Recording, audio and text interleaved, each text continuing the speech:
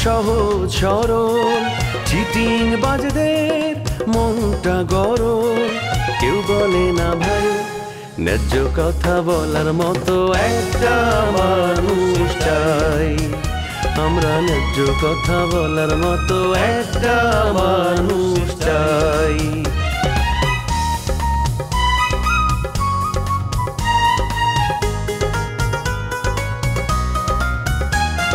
সৎ মানুষের ভাঙ্গা বাড়ি ধান্দা বাজরা নেয় যে গাড়ি কেমন নিয়ম ভাই উচিত কথা বলার মতো একটা মানুষ নাই উচিত কথা বলার মতো একটা মানুষ নাই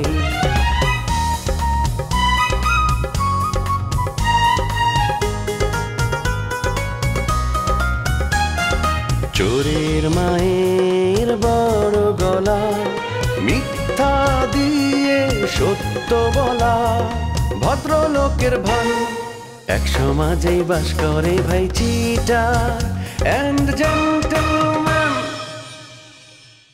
তোর চিন্তায় সারা রাত দুই চোখের পাতা এক করতে পারি না তোমারে ঘুমাইতে মানা করছে কে তুমি তো দুলা ভাইয়ের মতো রাজজায়িকা পাহারা দাও নাই কবিতা আমি কতবার ঘরে গেলাম যতবার ঘরে গেছি ততবার দেখছি তুমি নাক দেখে ঘুমাইতেছো আমি বাবুলকে বিয়েও করব আমি বাবুলের হাত ধরে সারা ঢাকা শহর ঘুরে বেড়াবো আপনার তাতে কি যে আসবে আপনি যে রাস্তা দিয়ে আসছিলেন না ওই রাস্তা দিয়ে চলে যান তোমার বাপ মারে নিয়ে আসো তাদের উপস্থিতিতে আমাকে বিয়াটা সেরে ফেলাই তারপর ঢাকা যাই আরে বাবা মা লাগবে কেন আমি আছি না শোনো কথায় আছে না মিয়া বিবি রাজি তো কিয়া করেঙ্গা কাজী বুঝছো মিতা কারে ভালোবাসে সেটা আপনারা বলছে হ্যাঁ বলছে মিতা রাজা ভাইকে ভালোবাসে আর রাজা ভাইকে ছাড়া মিতা কাউকে বিয়ে করবে না রাজা ভাইরে কেন বিয়ে করবে রাজা ভাই তো পাগল তার কোনো ঠিক ঠিকানা নাই আচ্ছা আপনি কোনো চিন্তা করেন না আমি মিতারে বলে দিব মিতা আপনারই বিয়ে করবে কুসুম এই জগতে কাউকে কোনো বিশ্বাস করো না বুঝেছো সবই হচ্ছে বিশ্বাসঘাতক বেঈমান আমার মতো একটা নরম মনের মানুষ সহজ সরল মানুষের দুই পয়সার কোনো দাম নেই কি হয়েছে বলেন ভাই কে কি করছে কার উপর রাগ করে এরকম অভিমানের সুর তুলতেছো রোমিও আমার খুব ভালো বন্ধু ও আমার বুকে চাকু মেরেছে আপন মানুষ যখন পর হয়ে যায় এই জীবন রেখে কি লাভ বলো তোমার বুকে চাকু মারছে মানে ঘটনাটা খুইলা কও ঘটনাটা না জানলে তো আমি বুঝতে পারবো না তার সাথে কথা বলতে পারবো না রোমিও আমার ভালো বন্ধু ওর সাথে নাফিজার প্রেম ছিল আমি জানতাম ওরা দুজনে একসাথে বিয়ে করবে হঠাৎ দেখি পরিবর্তন নাফিজার প্রেমের লিস্টে নাই ও প্রেমিকা পরিবর্তন করে ফেলাইছে আরে নাফিজার সাথে তো আর হয়তো কোনো রকমের ঝামেলা হয়েছে এমনও তো হইতে পারে যে নাফিজার অন্যদিকে বিয়ে ঠিক হয়ে গেছে তখন রোমিও ভাই কি করবে হয়তো সে অন্য বান্ধবী জুটাইছে আমি তো এখানে দোষের কিছু দেখতেছি না আহা দোষের কথা শুনলে তো দোষের কিছু দেখবে সে আমার প্রেমিকা ঝিনুককে ধরেছে তার সাথে নতুন করে প্রেমে জড়ায়ছে কিন্তু ঝিনুক যদি তোমার প্রেমিকা হয় তাহলে রোমিও ভাইয়ের সাথে জড়াইছে কেমনে সে কি তোমারে ভালোবাসে না আগে বাসতো ইদানিং বদলে গেছে রোমিও আমার প্রেমিকাকে হাইজ্যাক করেছে আমি তোমার কাছে বিচার দিয়ে গেলাম তুমি পারলে বিচারটা করো প্লিজ আমি কি বিচারটা করব আমি হলাম তোমাদের ছোট বোনের মতো মানে তুমি আর রোমিও ভাই দুইজনই আমার ভাইয়ের বন্ধু আমি বিচার করলে ও বুঝি শুনবে ছোট বোন যদি জ্ঞানী আর পাওয়ারফুল হয় তার বিচার মানতে অসুবিধা কি বলে না তুমি রোমিও ভাইয়ের লগে কথা বলো আমার মনে হয় এখানে কোনো ফাঁক আছে আমার মনে হয় না রোমিও ভাই ঝিনুকরে বিয়ে করবে কারণ সে আমারে বলছে ঢাকা থেকে আসলে সে নাফিজারে বিয়ে করবে রোমিও ভাই যদিও একটু সারা সারা ভাব দেখায় যাই হোক তুমি এত কথা চিন্তা না করে সরাসরি রোমিও ভাইয়ের লাগে কথা বলো আমি একবার চিন্তা করেছিলাম রোমিওর মুখ জীবন আমি দেখবো না ও আমার সাথে বিশ্বাসঘাতকতা করেছে তুমি যখন বলেছো ওই ফাউলটার সাথে যাও আমি দেখা করব রোমিও ভাই তো একটু পরেই আমাদের বাসায় আসবে আমার নিয়ে ঢাকা যাবে ঢাকায় তার একটা নাটক আছে তাহলে আমি ওর জন্য অপেক্ষা করবো এখন যে রাস্তায় দাঁড়ায় থাকবো বন্ধু হয়ে বন্ধুর বুকে ছুরি মারবে তা কি হয় বলে আমার মনে হয় তুমি রোমিও ভাইরে ভুল বুঝতেছো তার সাথে কথা বললে আমার মনে হয় সবকিছু পরিষ্কার হয়ে যাইব তোমার মনে দুঃখটাও দূর হয়ে যাইব তোমার কথা যদি সত্যি হয় বোন আমি না খাওয়া একদম ছেড়ে দিয়েছি খুব অসুবিধা আছে জানো বোন আমি একদম শেষ হয়ে যাচ্ছি কালকে যখন তোমাদের বাড়ি পাহারা দিচ্ছিলাম আমি আর দুলাভাই যখন ঘটনাটা বললো শুনে মাথাটা আমার গরম হয়ে গেল এখনো এই মাথা ঠান্ডা হয়নি জানো আমার মনে হয় তুমি মাথাটা ঠান্ডা করো মাথা ঠান্ডা করে সরাসরি কথা বলো এইখানে এমনও তো হইতে পারে অন্য কোনো খেলা আছে এখানে অন্য খেলা আছে। কি খেলা আছে এটা আমি রোমের কাছে শুনবো। বুলেট ভাই এইসব আলোচনা বাড়ির মধ্যে না করে বাইরে করলে ভালো হয়। অবশ্যই আমি এখন যাচ্ছি রিসোর্টের দিকে। ও রিসোর্টের ভিতরে ঢুকবে, আমি পথে দাঁড়ায় থাকবো, তখন ওর সঙ্গে ধরে তারপরে কথা বলবো। আমি এখন যাই। বাপরে বাপ, পাগল পাগল আর ঠিক হলো না।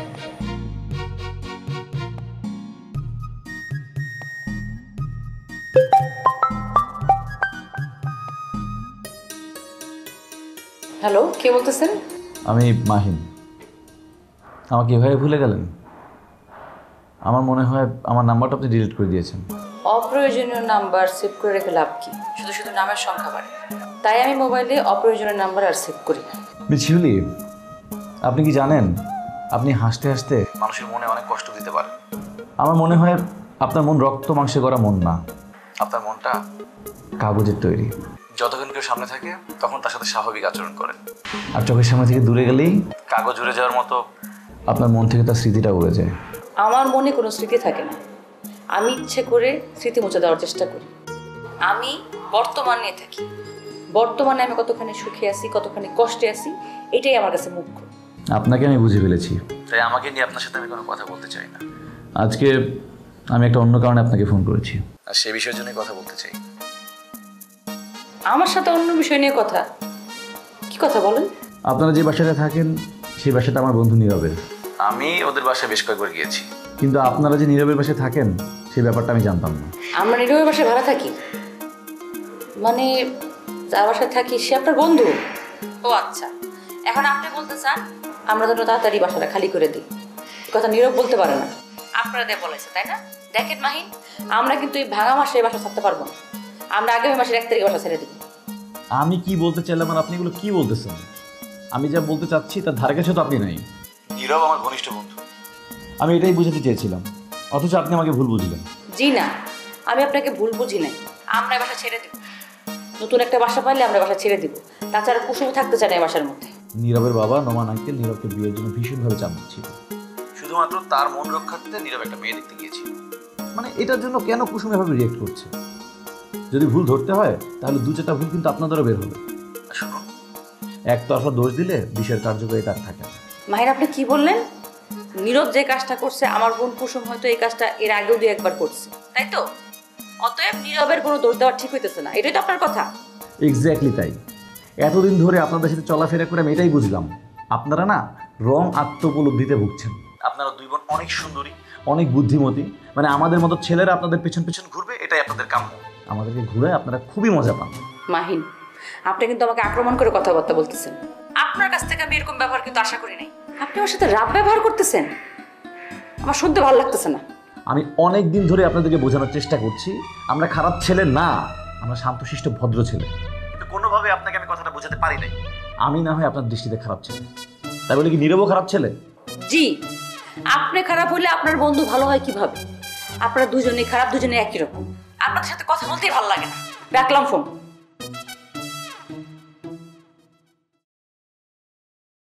কঠিন ডোজ দেওয়া হয়েছে, এখন চিন্তা করে দেখো এতদিন তুমি কি বলছো আর আমি কি বলতে পারি। তুই এখানে দোস্ত, তুই আমাকে একটা উপকার করতো। কি উপকার? তুই একটা ধারালো চাকু এনে আমার বুকে ডাইরেক্ট বসাই দিত প্লিজ। ছাগল, কি পাগলের মতো কথাবার্তা বলতেছস? তুই এতদিন নাফিজার সাথে প্রেম করলি, আমি তোকে কথা দিয়েছিলাম যে নাফিজার সাথে তোর বিয়ে করায় দেব। সেই তুই আবার আমার প্রেমিক ঝিনুকের সাথে প্রেম করার চেষ্টা করছিস, বন্ধুত্ব করার চেষ্টা করছিস। আমি শুনেছি তুই ঝিনুকের সাথে অন্তরঙ্গ ভাবে এই রিসোর্টে ঘোরাঘুরি করেছিস, বৈশাখ অনেকক্ষণ কথা বলেছিস। এখন আমার বাইচে থেকে কি লাভ? একটা ছুরি এনে ঘাসাত করে বাইরে পথের কাটাকে সরায় দে প্লিজ, মাইরে ফেল। তুই তো অনেক চেষ্টা করছস, জিনুকরে তো পাঠাইতে পারস না। জিনুক তোরে পাত্তা দেয় না, সেটা কি আমার দোষ? এখনো আমি বলতেছি, তুই জিনুকরে যদি পটাইতে পারস আমি এক্ষুনি জিনুকরে ছেড়ে দেব। আমি তার বাপকে রাজি করেছি, সে অটোমেটিক রাজি হয়ে যেত, ঝিনুক না করতে পারতো না। ওই মুহূর্তে দাঁড়াশি করে হাত তুই কেন দিলি বল? তুই এত বড় বেইমানি কিভাবে করলি? আমি তো নাফিজাকে বলতে পারতাম না যে নাফিজা আই লাভ ইউ। ঝিনুককে কি করে তুই বললি আই লাভ ইউ? বল কুকুর। শোন, আমার তো জিনুকের প্রতি কোনো ধরনের আকর্ষণ ছিল না, কিন্তু নাফিজা আর জিনুক দুই বান্ধবী। আমার তো নাফিজার সাথেই প্রেম ছিল, নাফিজার সাথে বিয়ে হওয়ার কথা ছিল, কিন্তু যখন নাফিজার ফ্যামিলি রাজি হইতেছে না, বোঝা গেল যে নাফিজার সাথে আমার বিয়ে আর সম্ভব না। তখন নাফিজা জিনুককে কইছে যে তুই চাইলে রোমিওর সাথে প্রেম করতে পার। নাফিজা বললা আর ঝিনুক তোর প্রেমে পড়ে গেল। ঝিনুক এটা মন থেকে বলেছে, মনের কষ্ট থেকে বলেছে। তুই কিভাবে পারলি ওর আই লাভ ইউ গ্রহণ করতে বল? তুই মন থেকে নাফিজাকে গ্রহণ করতে পারিসনি। প্রথমে তুই ভালোবেসেছিলি পারুলকে, তারপরে তুই ঝিলিককে, তারপরে তুই নাফিজাকে। বল তুই কি মানুষ না অমানুষ? হ্যাঁ আমি অমানুষ আর তুই মানুষ, তুই সাধারণ মানুষ, স্বাভাবিক মানুষ। আচ্ছা ওই চিটাগাংয়ের লোকের খবর কি? তোমার খোঁজ খবর নেয়? ফোন দিত আগে, ফোন দিয়ে আমার অনেক হুমকি ধুমকি দিত। পরে মিতা জানার পর মিতা উল্টা তারা ফোন দিয়ে তার চেয়ে বড় হুমকি দিচ্ছে। সে ভয়ে এখন আর আমার কাছে ধরে ভিড়ে না। আচ্ছা, তো ওনার সাথে কি তোমার ডিভোর্স হয়ে গেছে নাকি এখন ব্যাপারটা ঝুলে আছে? না, ডিভোর্স হয়ে গেছে। শরীফের সাথে এখন আর আমার কোনো সম্পর্ক নেই। আমি এখন একদম একা। নতুন করে কোনো চিন্তা ভাবনা করছো? না, আর নতুন করে চিন্তা ভাবনা করে কি হবে? আমার তো এমনিতেই কপাল পোড়া। দেখা গেল আরেকটা বিয়ে করলাম, সেই লোকটাও যদি ভালো না পড়লো তখন? আর বিয়ে করলে যে লোকটা ভালো হবে সেই গ্যারান্টি কে দেবে? তার চেয়ে ভালো আমি একাই ভালো আছি। অবশ্য ঢাকার অনেকেই আমাকে বিয়ের প্রস্তাব দিয়েছে, অনেকেই বিয়ে করতে চায়। এই যে নাটক করলাম না, এই নাটকেই তো আমাকে একজন বিয়ের প্রস্তাব দিয়েছিল। আমাকে সে বিয়ে করার জন্য পাগল হয়ে গেছিল, কিন্তু আমার না আসলে ভালো লাগে না, তাই আমি না করে দিয়েছি। না করলা কেন? আরে দুনিয়ার সব ছেলে তো খারাপ না, এদের মধ্যে ভালো ছেলে তো থাকতে পারে নাকি? আমার বিশ্বাস উঠে গেছে। আমি এখন মোটামুটি কোনো পুরুষ জাতিকে বিশ্বাস করি না। দুইজন পুরুষ তো জীবনে দেখা শেষ, এখন আর সাহসী পাই না। তাছাড়া রসুনের মুখ অনেকগুলো হলেও গোড়াটা কিন্তু এক জায়গায়, তো সব ছেলেরা কিন্তু ঘুরে ফিরে ওই একই হবে। তাই আমি মিতাকে বলছি আমার জন্য একটা জবের ব্যবস্থা করতে। জব করব, নিজের মতো নিজে স্বাধীনভাবে চলাফেরা করব, বাকি জীবনটা এভাবেই কাটায় দিব। এইখানেও ঝামেলা আছে। যেখানে চাকরি করতে যাবা সেখানে সুন্দরী মেয়ে দেখলে অবশ্যই বাজে অফার পাইতে পারো। যখন রিসোর্টের শামসু জিনুকরে নিয়ে ঘুরে বেড়াইতো কই, তখন তো তোর মুখ থেকে এখনো আওয়াজ হয় নাই। তুই তো শামসুরে কিছু কষ্ট নাই যে তোর প্রেমিকা নিয়ে শামসু ঘুরতেছে। আজকাল যে আমার ঝিনুকের সাথে সামান্য একটু বন্ধুত্ব হয়েছে, সেই তুই আমার হুমকি দামকি দিতাছোস, আমার সাথে খারাপ ব্যবহার করতেছোস। আমি তো বুঝলাম না।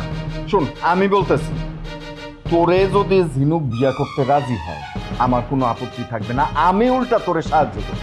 তোর সাথে আমার এই ধরনের কথাই ছিল যে তুই আমাকে সাহায্য করবি। তলে তলে তোর ভিতরে ভালো জিনিস ছিল না, উল্টো কাজ কেন করলি?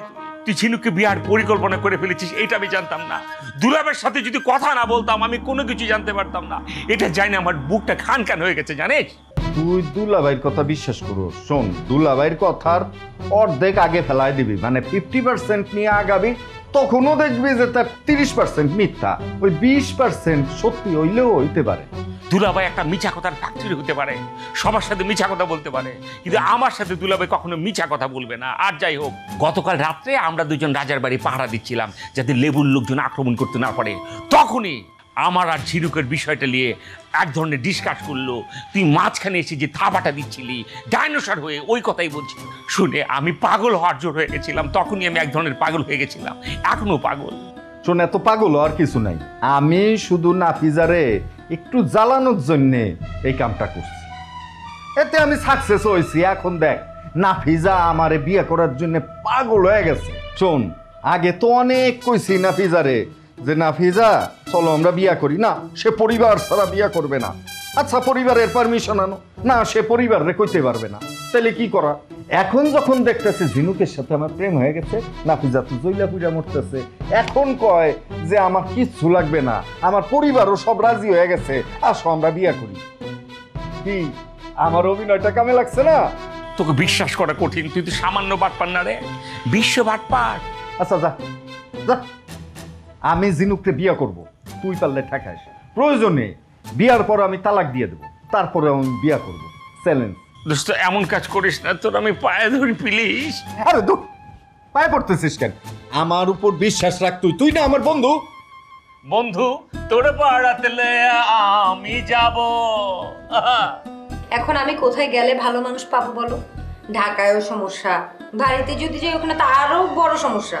ওখানে তো আমার জীবন নিয়ে টানাটানি। শোনো, তোমাদের মতো কিছু ভালো মানুষ এখনো আছে বলে আমি চলাফেরা করতে পারতেছি। তোমার জন্য পাগল ভাই ঠিক ছিল, যদিও তোমার সাথে তারা যায় না, কিন্তু মানুষটা ভালো। তোমার এই বিয়ে করে একদম রাজধানীর মতন রাখতো। আর এই যুগে কি এরকম কেয়ারিং মানুষ পাওয়া যায়?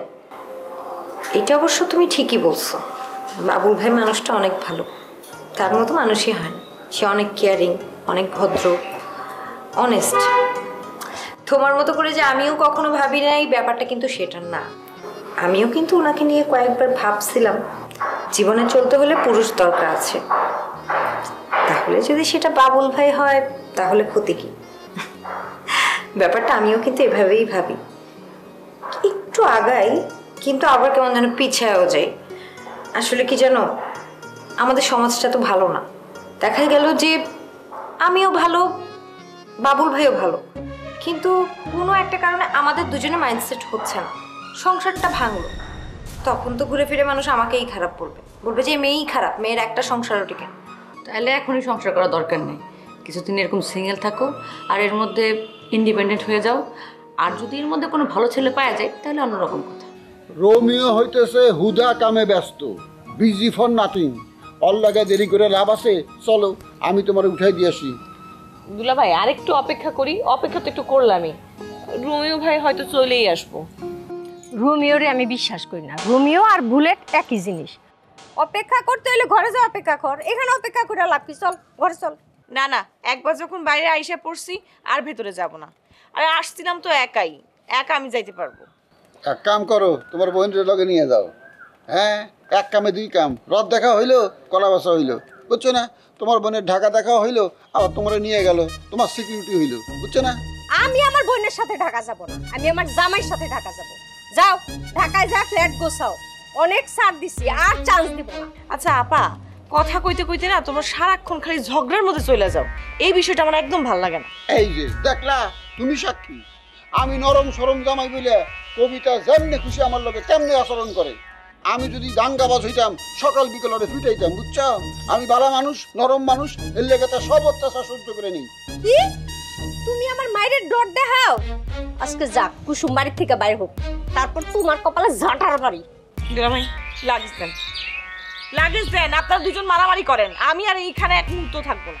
এই কুসুম, তুমি রেডিও বাইরে বাইরে আছো, আমি তো বলছি আরো দেরি হবো। হ্যাঁ রোমিও, তুই একটা ফালতু, তোর কাছে সময়ের কোনো মূল্য নাই। আমার মতো একজন বিজি পারসন কাজ কাম ফেলা তোর লাগা ওয়েট করতেছি, বিষয়টা বুঝতেছিস তো? আমি তো একবার চিন্তা করছিলাম তোর ফেলা চলে যাই। এই রোমিও ভাই, তুই ফোনটা বন্ধ করে রাখছো কেন? আমি তোমারে ফোন কইরাই যাইতেছি, ফোনে তো আর তোমারে পাই না, আমি একদম ভয় পাইয়া গেছি। কি কও, আমার ফোন বন্ধ? আমি তো জানি না। হ্যাঁ দেখছো অবস্থা, মানে চার্জে দিছিলাম তো, আর অন করা হয় নাই ফোনটা। কুসুম ঢাকা যাওয়ার সাথে সাথে ফোন দিবি। হ্যাঁ, আমি ঘরে গেলাম। ঠিক আছে, ঘরে যাও। আর দুলা ভাইয়ের লগে ঝগড়াঝাটি কইরো না। দুলা ভাই, আপনিও কইলাম আপার লগে মিলেমিশে থাকেন, একদম বাজে কথা বলবেন না। আমি কোনো সময় তার লগে বাজে কথা কই না, সে বাজে কথা শুরু করে, আমি তার অন্যায় কথার প্রতিবাদ করি অত্যন্ত কঠিন ভাষায়, তখন দোষ হয় আমার। আমি তো বারবার কইতেছি আমি ভদ্র ঘরের ছেলে, ঝগড়া ফেসাদ আমার রক্তের মধ্যে নাই। শোনেন দুলা ভাই, কবিতা আপার মন আপনার চেয়ে অনেক ভালো, অনেক পরিষ্কার। আপনার মন তো পেঁচালাপ মন, আর কবিতা আপার মন নরম তুলতুলা। রোমিও ভাই, তুমি একটা সত্যি কথা মুখের উপর বলে দিছো, আমার পক্ষে তো কথা বলারই লোক নাই। এই রোমিও, তোরা ফতরে কত টাকা ঘুষ দিছে? বেঈমানের রস বেঈমান, তার পক্ষে কথা কইতে সস্তাকে কে? রমি ভাই চল তো, এখানে থাকলে আরো ঝগড়া বাঁধবে, এমনি অনেক সময় নষ্ট হয়েছে। দুলা ভাই আমারে যে গালিটা দিল, এর একটা উচিত জবাব এইখানে দেওয়া উচিত না? কও আপারে, আপারে কি কথাগুলা কইল দুলা ভাই? আমার এই সহজ সরল বোনটারে এই উন্মাদের সাথে বিয়া দেওয়া একদমই ঠিক হয় না। কুসুম, এইখানে থাকা চলে না, মানির মান থাকবো না। মানির মান রাখার লেগে আমি এখান থেকে চলে যাই, তোমরা যা কিছু করো সব বেঈমানের দল। এই আমার কাছে লাগেজ দাও, আমি থাকতে তুমি লাগেজ নিবা কেন? আসো। রোমিও, তোমার কথা আমার খুব ভালো লাগছে, সাবধানে যাও। ঠিক আছে সাবধানে যাস। ভালো থাকো আর ঝগড়াঝাটি করো না এই লোকের সাথে। আর ঢাকাতে কিন্তু পাত্রপাত্রের জন্য মানে বিয়ে হওয়ার জন্য ম্যারেজ বিউরো আছে, সেখানে কি তোমার ছবি দেবো, বায়োডাটা দিব? আরে না না না, এই কাজ ভুলেও করো না। এই মানুষটা তো আরো খারাপ। ওই যে মিতাদের বাসায় এক ঘটক আসতো, ওফ সে যে কি ডেঞ্জারাস লোকটা জানো না। এত ছেঁচড়া লোক আমি আমার জীবনে দেখিনি। সে আসতো প্রত্যেকদিন মিতার সাথে দেখা করতে, সে বিয়ে শাদীর ব্যাপারে আলাপ আলোচনা করবে, কিন্তু তার উদ্দেশ্য কিন্তু একটাই ছিল, সে প্রত্যেকবার আসতো আর মিনিমাম 1,000 টাকা পকেটে ভরে তারপরে সে যেত। যতক্ষণ এই টাকা সে না পেত ততক্ষণ সে বাসা থেকে বেরই হতে যেত না।